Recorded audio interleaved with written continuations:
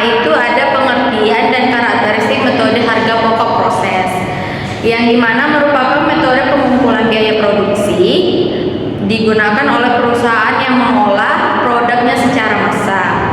Biaya produksi dikumpulkan untuk setiap proses selama jangka waktu tertentu.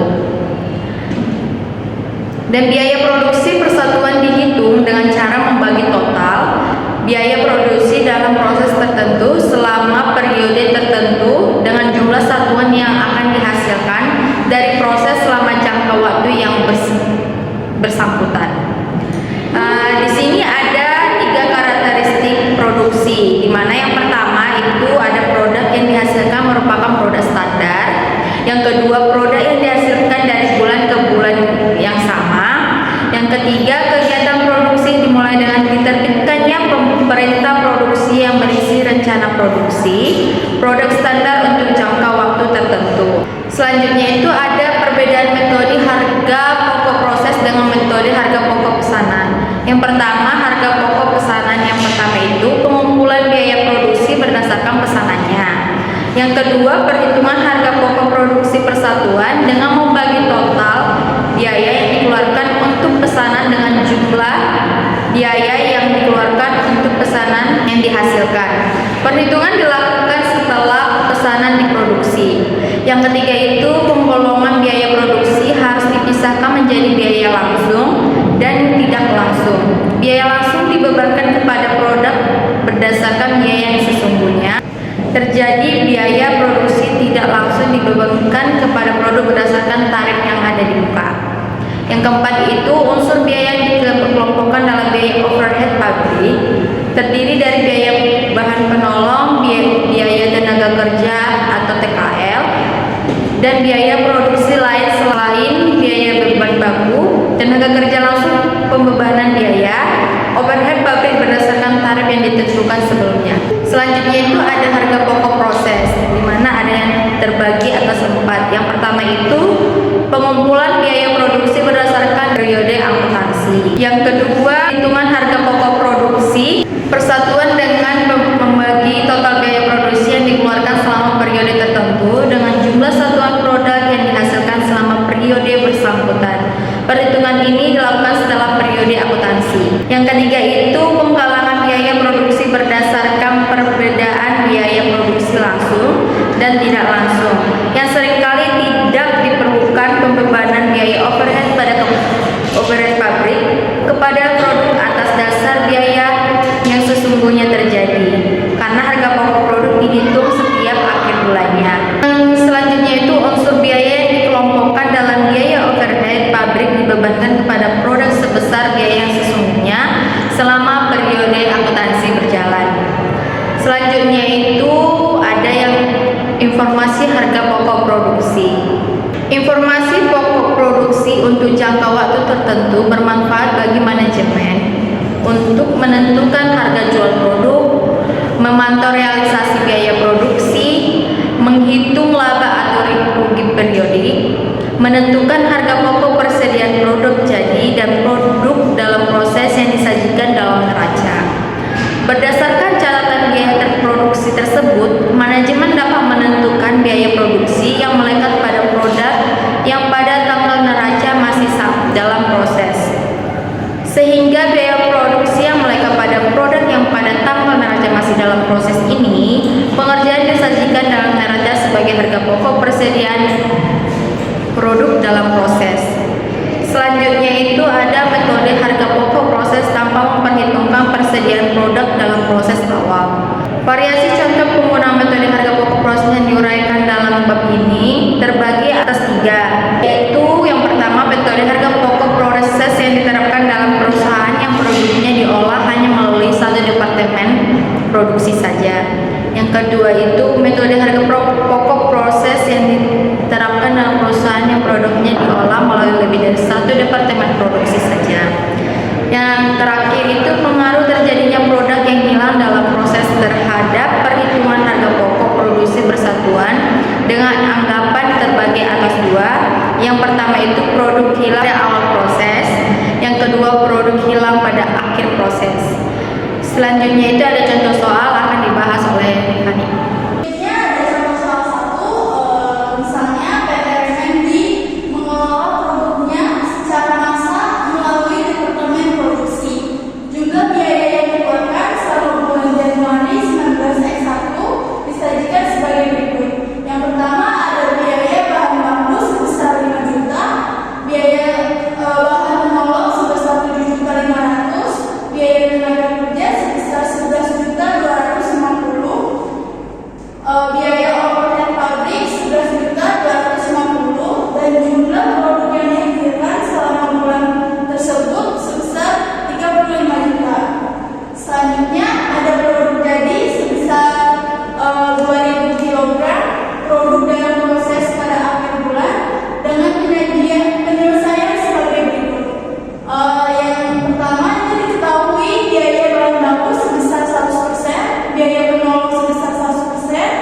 biaya tenaga kerja sebesar 20% dan biaya overhead pabrik sebesar 20%. Lalu di sini ada yang masuk dalam proses itu sebesar 2.500 kg, produk jadi 1.000 kg, produk dalam prosesnya sebesar 500 kg. Ada harga pokok produk jadi yang ditransfer ke departemen B, yaitu sebesar 30 kg dengan harga 15, yaitu 30.000 kg dikali 15 hasilnya 450.000. Terus di sini ada harga pokok persediaan produk dalam proses akhir. Yang pertama ada biaya bahan baku. Biaya bahan baku itu 100%, terus dikali 5.000 dikali 2 hasilnya 10.000. Kedua ada biaya tenaga kerja yaitu 20% dikali 5.000 dikali 5 hasilnya 5.000. Selanjutnya ada biaya overhead pabrik sebesar 20% dikali 5 dikali 5.000 dikali 8 hasilnya 8.000, hasilnya 10 tambah 5 tambah 8 hasilnya 23.000. Dan di sini jumlah biaya produksi departemen A bulan Januari 19 X1 sebesar 450.000 ditambah sama 23.000, hasilnya 473.000. Untuk jurnalnya di sini yang pertama ada jurnal untuk mencatat bahan baku, yaitu yang di debit barang dalam proses biaya bahan baku sebesar 70.000 dan di kreditnya persediaan bahan baku sebesar 70.000. Yang kedua ada jurnal untuk mencatat biaya tenaga kerja. Jurnalnya di debit itu ada barang dalam proses biaya tenaga kerja sebesar 155.000 dan di kreditnya ada gaji dan upah sebesar 150.000. Yang ketiga ada jurnal untuk mencatat biaya overhead pabrik, yaitu barang dalam proses biaya overhead pabrik departemen A sebesar 248.000 dan di kreditnya ada berbagai rekening yang dikreditkan sebesar 248.000.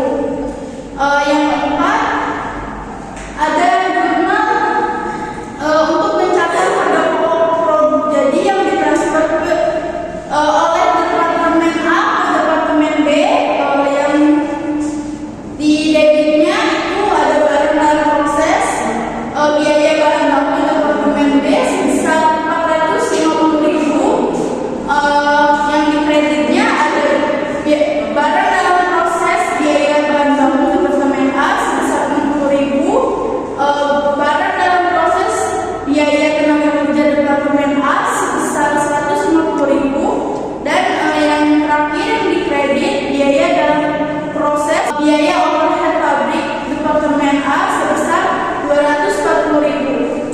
Yang kelima ada jurnal untuk mencatat harga pokok proses produk dalam proses yang belum selesai diolah dalam departemen A pada akhir bulan Januari 19 X1, yang di debit itu persediaan produk jadi itu di departemen A sebesar 23.000, dan yang di kreditnya itu ada barang dalam proses biaya bahan baku departemen A sebesar 10.000 dan dalam proses biaya tenaga kerja departemen A sebesar 5.000, dan yang terakhir yang di kredit ada biaya dalam proses barang dalam proses biaya overhead pabrik departemen A sebesar 8.000. Selanjutnya ke contoh laporan laba rugi dari perusahaan Dewit Products. Laporan laba rugi untuk tahun berakhir pada tanggal 31 Desember 2020.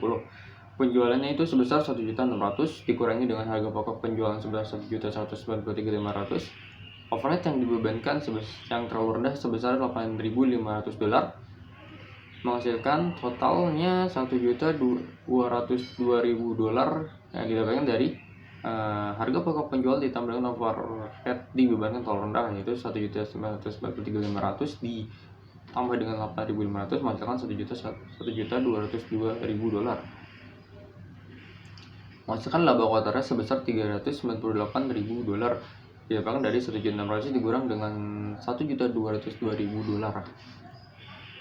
Setelah itu dikurangi dengan beban pemasaran sebesar 150.000 dolar dan beban administratif sebesar 100.000 dolar, menghasilkan total bebannya sebesar 250.000 dolar, menghasilkan laba operasinya sebesar 148.000 dolar yang didapatkan dari laba kotor dikurangi dengan beban pemasaran juga beban administratif. Alternatif lain, overhead pabrik dibebankan terlalu tinggi atau terlalu rendah dapat dilakukan sebagai penyesuaian dalam laporan harga pokok produksi. Jika merupakan tanggung jawab dari manajer produksi, maka jumlah tersebut dilaporkan dalam laporan harga pokok produksi. Jika merupakan tanggung jawab dari manajer umum, maka jumlah tersebut dilaporkan dalam laporan laba rugi sebagaimana diilustrasikan sebelumnya. Selanjutnya ke contoh laporan harga pokok produksi debit produk laporan harga pokok produksi untuk tahun berakhir pada tanggal 31 Desember 2020.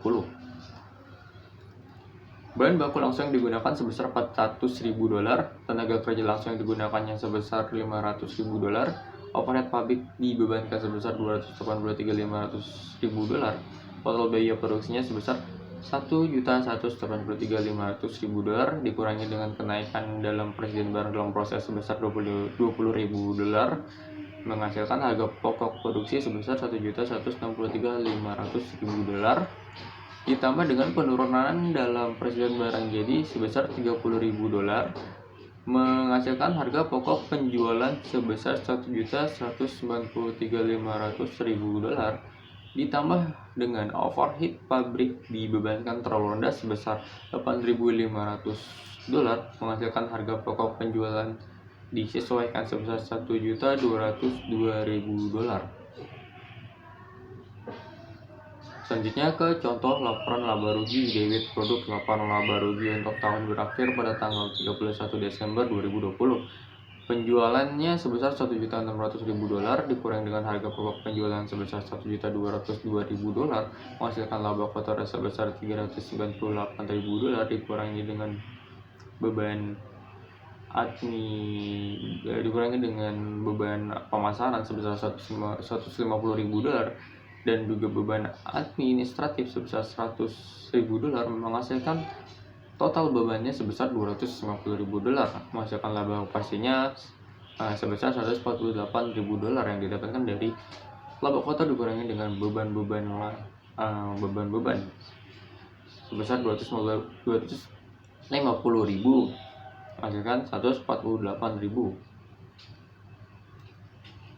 Untuk mengilustrasikan alokasi dari overhead pabrik dibebankan terlalu tinggi atau terlalu rendah ke persediaan dan harga pokok penjualan, asumsikan spender company di tahun-tahun sebelumnya telah memperlakukan overhead pabrik dibebankan terlalu tinggi atau terlalu rendah sebagai penyesuaian ke laba atau beban. Di akhir tahun berjalan, perusahaan memiliki saldo overhead pabrik dibebankan terlalu rendah sebesar 4.000 dolar dan saldo presiden serta harga pokok produk penjualan sebagai berikut. Bahan baku langsung barang dalam prosesnya sebesar 15.000 dolar, barang jadinya sebesar 7.000 dolar, harga pokok penjualannya 28.000 dolar, tenaga kerja langsung barang dalam prosesnya 5.000 dolar, barang jadinya 19.000 dolar, menghasilkan harga pokok penjualan sebesar 76.000. Overhead pabrik yang dibebankan sebesar 5.000 dolar, barang dalam prosesnya, barang jadinya 19.000 dolar, menghasilkan harga pokok penjualan 76.000. Saldo akhir tahun barang dalam prosesnya sebesar 25.000, barang jadinya 45.000, harga pokok penjualannya 180.000. Tujuan dari alokasi overhead pabrik dibebankan terlalu rendah adalah untuk merevisi semua jumlah overhead pabrik yang telah dibebankan selama tahun itu. Revisi ini dicapai dengan menyesuaikan 3 akun yang ditunjukkan, karena semua jumlah overhead pabrik dibebankan ada di saldo akhir tahun dari ketiga akun tersebut. Overhead pabrik dibebankan terlalu tinggi atau terlalu rendah biasanya dialokasikan ke 3 akun sesuai dengan proporsi saldonya. Perhitungannya adalah sebagai berikut. Barang dalam proses saldo akunnya 25.000, presentasinya dari totalnya 10%. Barang jadi saldo akunnya 45.000, presentasi dari totalnya sebesar 18%. Harga pokok penjualan saldo akunnya 180.000, presentasi dari totalnya sebesar 72%. Saldo akhir tahunnya menghasilkan 250.000 dan presentasi dari totalnya sebesar 100%. Overhead pabrik dibebankan terlalu tinggi atau terlalu rendah biasanya dialokasikan ketiga akun sesuai dengan proporsi saldonya. Perhitungannya adalah sebagai berikut. Ayat jurnal untuk mengalokasikan overhead pabrik dibebankan terlalu rendah dari spender company adalah sebagai berikut. Barang dalam proses 10% dari 4.000 adalah sebesar 400.000. Barang jadi 18% dari 4.000 menghasilkan 720. Harga pokok penjualan 72% dari 4.000 adalah Rp1.000. BOH-nya Rp45.000 menghasilkan Rp165.000. Jumlah biaya produksi kumulatif yang dibebankan Departemen B menghasilkan Rp1.125.000. Selanjutnya ke jurnal pencatatan biaya produksi Departemen B. Yang pertama, mencatat produk dari Departemen A. Barang dalam proses biaya bahan baku Departemen B sebesar Rp450.000 di sisi debit. BDP BB Departemen A sebesar Rp60.000 di sisi kredit. BDP BTK Departemen A sebesar Rp150.000 di sisi kredit. BDP BOH Departemen A sebesar Rp240.000 di sisi kredit. Yang kedua, mencatat biaya tenaga kerja. BDP BTK Departemen B sebesar Rp270.000 di sisi debit. Gaji dan upah sebesar Rp270.000 di sisi kredit. Ketiga, mencatat biaya overhead pabrik.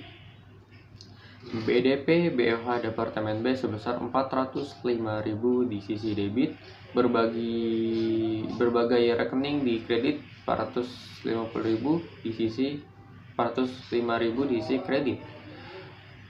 Keempat, mencatat harga pokok produk jadi yang ditransfer oleh Departemen B ke gudang. Persediaan produk jadi sebesar Rp960.000 di sisi debit. BDP BBBB Departemen B Rp24.000 dikali Rp15 menghasilkan Rp360.000 di sisi kredit. BDP BTK Departemen B Rp24.000 dikali Rp10 menghasilkan Rp240.000 di sisi kredit. BDP BOH Departemen B Rp24.000 dikali Rp15 menghasilkan Rp360.000 di sisi kredit. Selanjutnya, yang kelima, mencatat harga pokok persediaan dalam proses yang belum selesai diolah dalam Departemen B di akhir bulan Januari. Persediaan produk dalam proses Departemen B sebesar Rp165.000 di sisi debit. BDP BBB Departemen B sebesar Rp90.000 di sisi kredit. BDP BTK Departemen B sebesar Rp30.000 di sisi kredit. BDP BOH Departemen B di sisi sebesar Rp45.000 di sisi kredit. Kesimpulannya, metode harga pokok proses digunakan oleh perusahaan yang memproduksi barang secara massal. Biaya produksi dikumpulkan dalam periode tertentu dan dihitung per unit dengan membagi total biaya dengan jumlah produk yang dihasilkan.